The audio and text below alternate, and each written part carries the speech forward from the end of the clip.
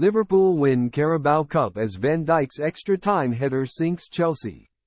When Liverpool won the corner towards the very end of extra time that would prove decisive, Jurgen Klopp applauded and just found himself smiling at the romance of it all. Depleted by a host of injuries and collecting more here, other players running on fumes, the manager had introduced a clutch of untested youngsters. But here his team were, fighting until the last breath. It was Liverpool who found the purpose and clarity in the extra period.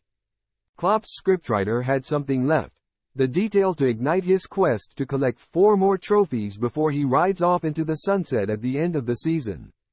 The substitute Kostas Tsimikas swung over the kick and there was Virgil van Dijk, stealing away from Axel Disasi, to glance home with his head.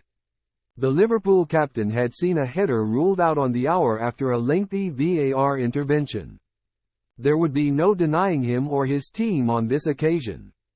Klopp's smile was something now and the celebrations would be suitably wild upon the full-time whistle, his punches to the Liverpool supporters heavy on emotion. The photographers got the picture they wanted when Klopp and Van Dijk lifted the trophy together, and there was a scene that quickly went viral when Klopp, every Liverpool player and every member of staff draped arms around each other and swayed in one line to the strains of "You'll Never Walk Alone." The other half of the stadium had long since emptied. It was Mauricio Pochettino who had the red eyes, he and Chelsea the bitter regrets. The Chelsea manager had watched his team recover from a nervous start and they had the chances to have won it in normal time. After Van Dijk's disallowed header, it was Chelsea who turned the screw. Conor Gallagher did not deserve to be on the losing team, but he was not clinical when he had to be. There would be no triumph to spark the Pochettino era, and he is still seeking his first silverware in English football. Nor was there a first return on the £1 billion transfer spin of the club's Todd Bowley-fronted ownership. The cold truth was that Chelsea disintegrated in extra time.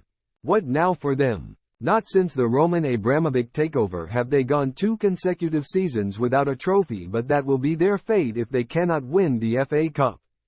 One of the problems for them is that Liverpool are still in it. It was a gripping occasion when the modern history between the clubs had bubbled. All of those epic Champions League knockout ties in the mid to late noughties and the 4 previous finals. Also when the team news was massive, mainly from a Liverpool point of view. Klopp had counted 11 absentees, including some big ones: Trent Alexander-Arnold, Mohamed Salah, Darwin Núñez. He would lose Ryan Gravenberch midway through the first half of normal time after a bad tackle from Moises Caicedo. The midfielder would reappear on crutches for the celebrations, his foot in a protective boot. Wataru Endo also departed Wembley on crutches and in a boot, having damaged an ankle. It was an occasion colored by the contributions of Liverpool's academy players. Connor Bradley was fearless from the outset, first at right back, then in midfield, and Klopp would finish with Bobby Clark and James McConnell in the number 8 positions and Jadon Danns as the number 9.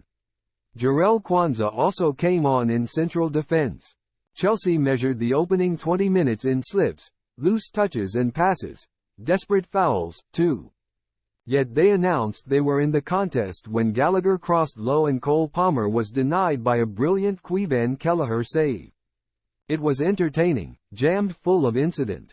For the first time in this season's competition, VAR technology was in use and Caicedo was fortunate it did not recommend action after his stamp on Gravenberch.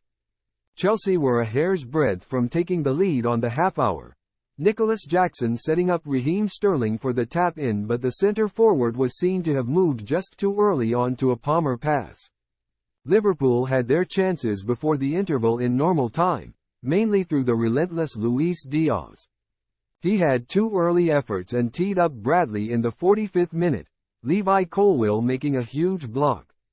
Moments earlier, Cody Gakpo had risen to meet Andy Robertson's cross, but his header struck a post. Chelsea were profligate. Enzo Fernandez ignored the well-placed Palmer on 53 minutes to fluff an attempted backheel finish, and, after the Van Dijk disallowed goal, they really raised the stakes on their wastefulness. Disasi got himself into a muddle when gloriously placed and Gallagher would touch a Palmer cross on to the far post and blow a one-on-one with Kelleher. There were other moments, not least when Palmer and the substitute Christopher Nkunku shot too close to Kelleher. Liverpool thought they had broken the deadlock when Van Dijk powered home from Robertson's free kick. The VAR, though, would spot that Endo had blocked off Colwill from an offside position. Colwill had been a part of the marking detail on Van Dijk. Liverpool's resolve in extra time was extraordinary. Dans, with only a few minutes of first-team football before this, almost caught out George Petrovic with a header, and the Chelsea goalkeeper somehow stopped a Harvey Elliott header in the 115th minute. Penalties looked inevitable. Enter Van Dijk.